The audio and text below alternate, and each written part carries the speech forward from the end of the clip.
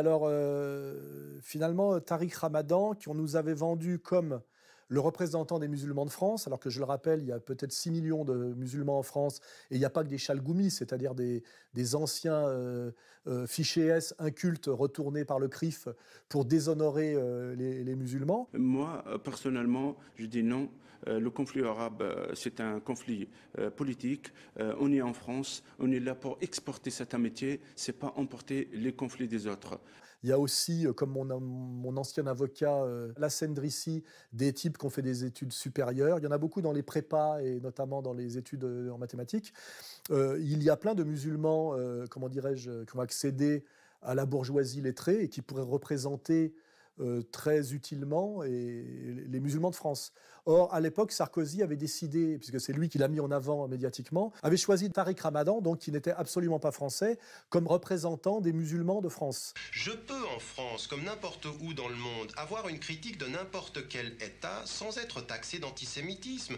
Je veux dire par là que quand je critique la politique israélienne, je ne suis pas antisémite, que quand je critique la politique séoudienne, je ne suis pas islamophobe. Il faut qu'on puisse dire ces choses-là. J'ai toujours trouvé ça étrange. Pourquoi il n'y avait pas de Français pour le faire? Et pourquoi lui-même, d'ailleurs, n'avait pas coopté un Français pour prendre sa place au bout d'un certain temps, plutôt que d'usurper cette place, hein, puisque je vous rappelle, il est de nationalité suisse, d'origine égyptienne, et au service du gouvernement anglais. Voilà. Donc, Tariq Ramadan, aujourd'hui, est accusé par 2 femmes, très tardivement, hein, c'est genre 9 ans après les faits, de viol, et se retrouve, malgré la présomption d'innocence et la fragilité des déclarations, puisque c'est des femmes qui le déclarent, hein, se retrouve en prison à Fleury-Mérogis, hein, qui est la prison des jeunes délinquants, comme pointeur, ce qui est éminemment humiliant, à mon avis très douloureux sur le plan humain, pour un type de plus de 50 ans, qui, je rappelle, fait partie de la bonne bourgeoisie suisse romande, hein. Et qui est effectivement très dommageable pour les musulmans de France. Aujourd'hui, le théologien est accusé de viol et d'agression sexuelle par cette femme, dans un hôtel parisien en mars 2012. Pour moi, c'était comme un grand frère, c'était comme un guide éclairé, un savant, une personne qu'on prend comme exemple. Donc c'était inconcevable qu'il puisse se comporter comme il s'est comporté. Cette mère de famille décrit un homme d'abord affable, puis rapidement très violent. Cet homme qui m'a agressé m'a bien fait comprendre, il m'a dit clairement que c'est moi qui avais cherché ce qui s'était passé parce que je ne portais pas le voile. Donc en gros, c'est soit on est voilé, soit on est violé. La question qu'on peut se poser, c'est est-ce qu'il est innocent ou est-ce qu'il est coupable? Il se trouve que je connais assez bien le dossier, puisque les personnes qui l'accusent de viol, il y en a 2, mais moi j'ai 7 témoignages, m'avaient approché à une époque où elles voulaient se venger de lui, en tant que ces anciennes maîtresses de Tariq Ramadan, me balançaient leurs témoignages d'anciennes maîtresses de Ramadan ayant accepté avec lui des pratiques qu'on peut qualifier de sadomasochistes légères, hein, en espérant effectivement, de manière d'ailleurs avec un très mauvais esprit, que, étant donné que Tariq Ramadan m'attaquait régulièrement, hein, c'est pas du tout un pote, hein, et on n'est pas sur la même ligne politique. Je rappelle qu'il s'est réjoui de l'attaque de la Syrie et il s'est réjoui de la destruction de la Libye. Et puis on voit ce qui s'est passé en Libye, la Syrie où on compte les morts. Il réprime ces manifestations. Ce qui est important, on a vu au Yémen... Une violence d'une part et d'autre. En Libye, oui. Par exemple, ce n'est pas des enfants de cœur, les insurgés. Non, mais d'abord, ils sont armés. Attendez, moi je ne les appelle pas des insurgés, je les appelle des combattants de la liberté, parce qu'ils se défendent, contre un dictateur qui a gouverné sans partage pendant 40 ans. Ce ne sont pas des rebelles, ce sont des freedom fighters. Là, il y avait quand même à se poser des questions sur sa ligne politique. Ces personnes m'avaient démarché, ces femmes m'avaient démarché en espérant que je le balance sur sa vie sexuelle et son intimité. Hein. Et j'avais répondu que chez nous, il n'y avait pas de police des braguettes, que je n'étais pas musulman, que ce n'était pas à moi de m'intéresser à sa vie privée, et que si c'était un type que je le combattais sur le terrain politique. Moi, ce que je dis, c'est que d'après les témoignages que j'ai eus de ces personnes, et j'en ai 7, jamais il n'a été question de viol. Il était question de rapports sadomasochistes librement consentis, et que les personnes regrettaient, parce qu'elles avaient découvert, que Tariq Ramadan avait d'autres maîtresses, et aussi parce qu'il avait mis un terme à ses relations, et que c'est pour ça qu'elles l'attaquaient. pas parce qu'il les avait violées, mais parce qu'il avait cessé, comment dirais-je, de pratiquer avec elles, comment dirais-je, une sexualité consentie de type sadomasochiste. Voilà.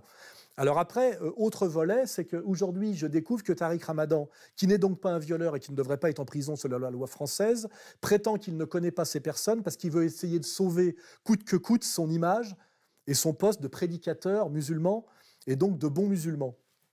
Et là, je me dis que sa défense est catastrophique parce qu'il est absolument impossible pour lui de prouver qu'il n'a jamais vu ces personnes. Le dossier qui vise Tariq Ramadan, le théologien suisse, est extrêmement fourni. L'élément matériel qui est le plus lourd contre Tariq Ramadan, c'est le fait que sa cicatrice à l'aine ait été identifiée par l'une de ses victimes. Et c'est un des objets importants de l'audition et de la confrontation qui a lieu entre eux la semaine dernière. Donc, le policier demande d'abord à Tariq Ramadan de décrire cette cicatrice. Il le fait avec précision. Et à l'issue de cette description, il lui pose cette question. Dans sa plainte, la dame que vous avez agressée évoque justement la présence d'une cicatrice au niveau de l'aine. Comment va l'expliquer-vous ? Et là, Tariq Ramadan est un peu pris de court et visiblement déstabilisé. Et il répond « Je n'ai pas d'explication ». Elles étaient évidemment toutes ses maîtresses. C'est une certitude. Alors, peut-être aussi que est-ce que c'est islamiquement condamnable d'avoir des maîtresses et de pratiquer une sexualité de type dominatrice ? J'en sais rien. Et peut-être que c'est ça sa conception de l'islam 2.0, d'un islam réformiste et réformé compatible avec la modernité. Finalement, c'est un islam LGBTiste, un islam Podesta, à la limite, un islam Hillary Clinton, un islam Aziza, un islam Hanouna, un islam Macron. Donc je ne sais pas très bien comment islamiquement il faut juger la chose. Ce qui est sûr, c'est que, pour conclure là-dessus, Tariq Ramadan n'est pas un violeur et il ne devrait pas être en prison et normalement il devrait bénéficier de la présomption d'innocence.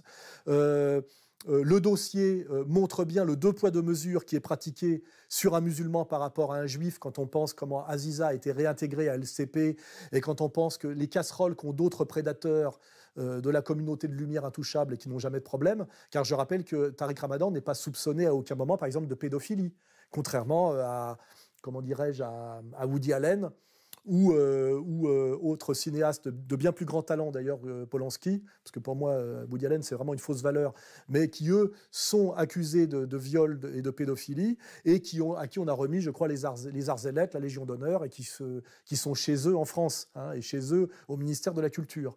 Donc là, c'est un message que j'envoie aux musulmans. Méfiez-vous, comment dirais-je, des représentants qu'on vous impose. Il faut qu'il y ait des milliers de Chalgoumi. Des milliers, des milliers, des milliers. Et que souvent, la communauté juive choisit parce qu'ils ont des casseroles et qu'on peut les faire tomber quand on veut. Parce que moi, ce que je savais sur Ramadan, tout le monde le savait, sa double vie et sa vie privée. Et si je le savais moi, c'est que le Mossad le savait, les services français le savaient, les renseignements généraux le savaient, tout le monde le savait. Ces accusations vous surprennent-elles ? Non, elles ne me surprennent pas puisque j'ai moi-même effectivement croisé plusieurs femmes qui m'ont fait des récits précis et glaçants dès 2009. Ça veut dire que vous étiez au courant ? Donc, je dis aux musulmans, méfiez-vous des leaders qu'on vous impose et que vous n'avez en réalité pas choisi. Voyez comment on vous traite, et que finalement, cette soi-disant communauté qui vous protège contre la communauté de souche, à travers les associations antiracistes, en réalité ne vous protège que dans la mesure où ça sert leur domination par un divisé pour régner, mais vous envoie au casse-pipe systématiquement quand vous ne servez plus leurs intérêts. Faire de la lutte contre l'antisémitisme une priorité. Pour se faire entendre, ils sont plus de 250 à avoir signé une tribune dans Le Parisien.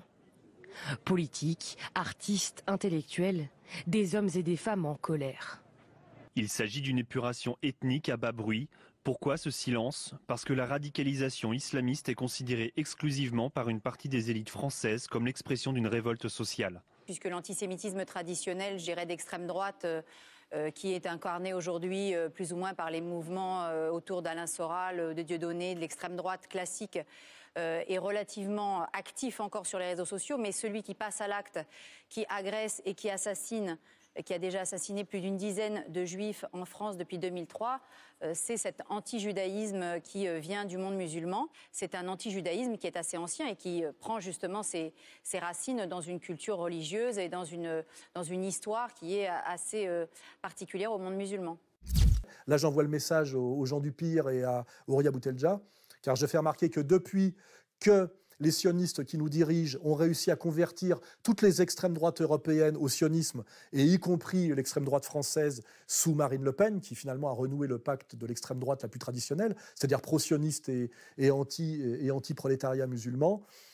Aujourd'hui, la communauté de lumière n'a plus besoin de vous. Le cœur de cet islamo-gauchisme, qui donc est en permanence dans une complicité tacite, non assumée et tacite avec l'antisémitisme de gauche, c'est incontestablement un mouvement que vous avez cité tout à l'heure, qui essaime beaucoup dans une partie, disons, des banlieues, c'est les indigènes de la République. Avec cette passionnariat, qui est une femme très dangereuse, qui s'appelle Ouria Boutelja, et qui diffuse un discours aujourd'hui, si vous voulez, qui est un discours de racialisation de la société, et où on sent bien d'ailleurs que les Juifs, en raison de leur attachement, pour beaucoup d'entre eux, à l'État d'Israël, sont des cibles privilégiées. L'affaire, comment dirais-je, Tariq Ramadan doit être analysée globalement et intelligemment sur le plan politique, sur le plan moral et même sur le plan religieux. Hein, voilà. Comprenez bien ce qu'il faut en tirer comme leçon. Hein.